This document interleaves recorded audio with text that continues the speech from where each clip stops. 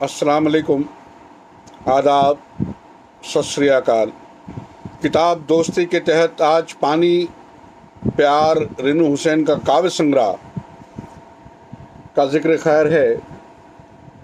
इस बारे में बातें होंगी और कुछ एक दो नज़में रेनू हुसैन साहबा की मैं ज़रूर आपके लिए पढ़ूँगा। पानी प्यार रेनू हुसैन। इस काव्य संग्रह पे जो पेश लफ्ज़ खुद कलमकार ने लिखा है, कवित्री ने लिखा है, शायरा ने लिखा है, वो भूमिका मैं पढ़ रहा हूँ आपके लिए। भूमिका जैसी भूमिका। स्कूल के दिनों में ही कविता लिखना शुरू कर दिया था। कोई सहज मानवीय भावना होती थी जो बार बार अंतर में हिलोरें मारती और कहती कि मुझे बोल दो। कोई सहज मानवीय भावना होती थी जो बार बार अंदर में हिलोरें मारती और कहती कि मुझे बोल दो, मुझे अभिव्यक्ति दो। उन दिनों कोशिश यही रहती कि ज़्यादा से ज़्यादा भारी भरकम और खूबसूरत दिखने वाले शब्दों में कविता लिखी जाए। शब्दों का चयन करने में काफ़ी मेहनत मुशक्क़त की जाती। ढूंढ कर शब्द लाए जाते और छांट कर उन्हें कविता में टांक दिया जाता। तब कविता लिखने के उद्देश्य भी छोटे छोटे हुआ करते थे।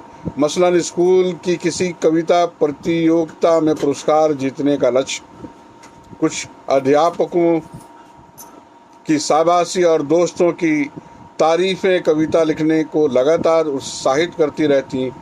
कोई कविता लिखकर एक अजीब सी खुशी मिलती थी, एक अजीब सा सुकून मिलता था। कोई कविता लिखकर एक अजीब सी खुशी मिलती थी, एक अजीब सा सुकून मिलता था। एक शगल के तौर कविता लिखना कब मेरी ज़िंदगी का हिस्सा बन गया मालूम ही नहीं पड़ा। बहुत सी सहानुभूतियाँ, बहुत सी घटनाएं, बहुत सी चाहतें और टीसें कविता लिखने के लिए मजबूर करती रहीं। जब कोई नाउमीदी आ घेरती या कोई खंडित भावना मन में एक टीस सी पैदा करती या अचानक मिल जाने वाली कोई खुशी दामन में रोशनी भर जाती तो कविता लिखी जाती। धीरे धीरे सब सहज होता गया। शब्दों का बनावटीपन पीछे छूटता गया और भावनाओं की सहज अभिव्यक्ति पास आती चली गई। ये तय बात है कि कविता पहले अपने लिए ही लिखी जाती है। ये तय बात है कि कविता पहले अपने लिए ही लिखी जाती है, मगर अपनी अंतिम परिणति में कविता व्यक्तिगत नहीं रहती। कहा जा सकता है कि कविता व्यक्तिगत होते हुए भी सामाजिक होती है। ये तय बात है कि कविता पहले अपने लिए ही लिखी जाती है, मगर अपनी अंतिम परिणति में कविता व्यक्तिगत नहीं रहती। कहा जा सकता है कि कविता व्यक्तिगत होते हुए भी सामाजिक होती है। कविता लिखना एक सामाजिक काम बन जाता है। इसी मायने में कविता की एक सामाजिक भूमिका बन जाती है। कविता का चरित्र ही कुछ ऐसा है कि वो मानवता के विरोध में जा ही नहीं सकती। कविता का चरित्र ही कुछ ऐसा है कि वो मानवता के विरोध में जा ही नहीं सकती। मेरा दावा है कि मनुष्य विरोधी कविता हो ही नहीं सकती। मेरा दावा है कि मनुष्य विरोधी कविता हो ही नहीं सकती। इस संग्रह की अधिकतर कविताएं अपने पहले रूप में ही यहाँ मौजूद है। कहीं कहीं थोड़ा बहुत सा दिक फेर उनमें ज़रूर किया गया है। कुछ कविताओं का प्रारूप एकदम बदल गया है, मगर उनकी मूल भावना ज्यों की त्यों है। अब ये तो पाठक ही जाने कि इन कविताओं में कुछ गहराई है या नहीं, मगर एक बात मुझे ज़रूर कहनी है कि आज ये कविताएं देखने में जितनी सरल लग रही हैं, उन्हें लिखना उतना ही मुश्किल काम रहा है। मुझे लगता है कि कविता में शब्द उतने महत्वपूर्ण नहीं हैं जितनी वो भावनाएं जिन्हें वो आकार देते हैं। भावनाओं की अभिव्यक्ति जितनी ही सहज होगी, उनका प्रभाव उतने ही दूर तक जाएगा। अंत में उन सभी दोस्तों का बहुत बहुत शुक्रिया जिनके लगातार सहयोग और प्रोत्साहन के बिना इन कविताओं का किताब के रूप में आना संभव ही नहीं हो सकता था। रेनू हुसैन।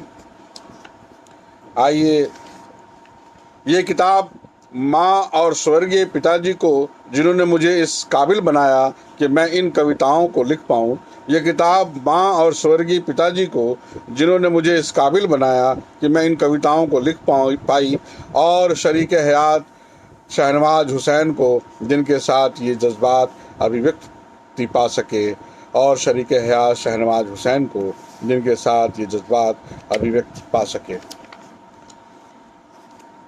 अपने इस काव्य संग्रह की शुरुआत में उन्होंने गालिब का एक शेर दर्ज किया है कि बस की दुश्वार है हर काम का आसान होना, बस की दुश्वार है हर काम का आसान होना, आदमी को भी मुयस्सर नहीं इंसान होना।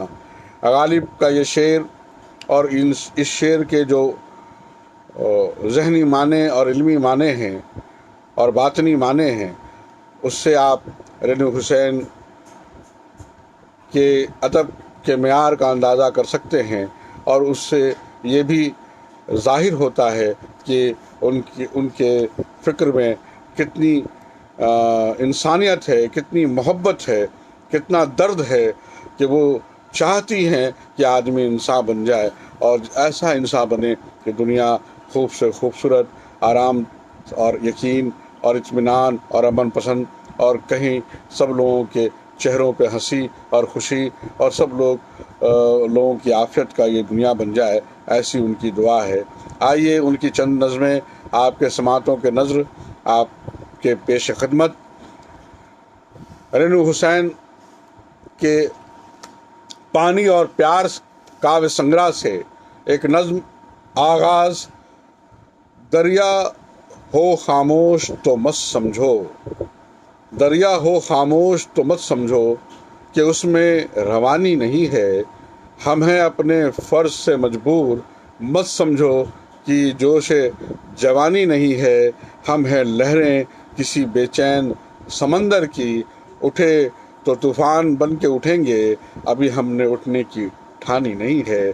दरिया हो खामोश तो मत समझो कि इसमें रवानी नहीं है, हम हैं अपने फ़र्ज़ से मजबूर, मत समझो कि जोशे जवानी नहीं है, हम हैं लहरें किसी बेचैन समंदर की, उठे तो तूफ़ान बन के उठेंगे, अभी हमने उठने की ठानी नहीं है, अभी हमने उठने की ठानी नहीं है।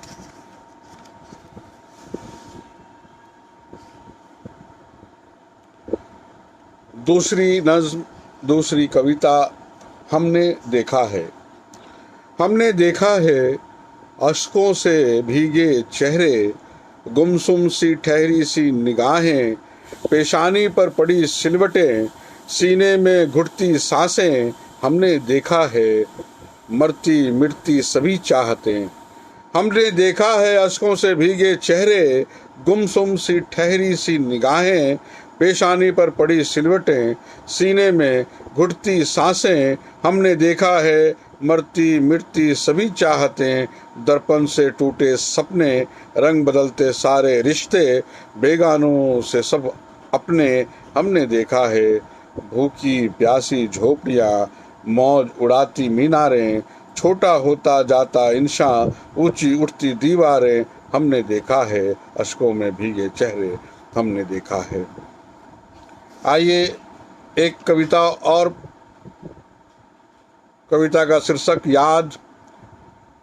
याद तुम्हारी जब आती है, याद तुम्हारी जब आती है, झील सी ठहरी इन आँखों में कितनी लहरें पड़ जाती हैं, दूर कहीं आकाश में ठहरी सब बदलियाँ बरस जाती हैं, बंजर सी सूखी धरती पर याद तुम्हारी जब आती है, झील सी ठहरी इन आँखों में कितनी लहरें पड़ जाती हैं, दूर कहीं आकाश में ठहरी सब बदलियाँ बरस जाती हैं, बंजर सी सूखी धरती पर चाहत की कितनी ही कलियाँ खिल जाती हैं, याद तुम्हारी जब आती है।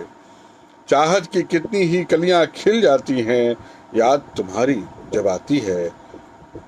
और दिल की धड़कन बढ़ जाती है, दिल की धड़कन बढ़ जाती है, तन्हाई हो जाती रोशन, बेचैनी मिट जाती है। दिल की धड़कन बढ़ जाती है, तन्हाई हो जाती रोशन, बेचैनी मिट जाती है।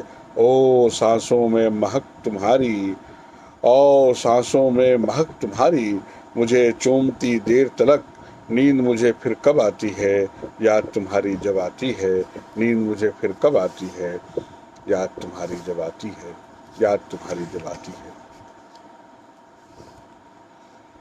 एक नज्म और, उसके बाद अगली कड़ी के लिए नज्म।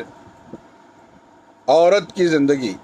एक ही धरती पर, एक ही आसमान के नीचे, एक से दो घर। एक ही धरती पर, एक ही आसमान के नीचे, एक से दो घर। इन्हीं दो घरों में एक औरत करती है सफर। एक घर में खिलती है, फैल जाती है, दूसरे में कैद होकर सिमट जाती है। एक औरत की जिंदगी इन्हीं के दरमियान कट जाती है।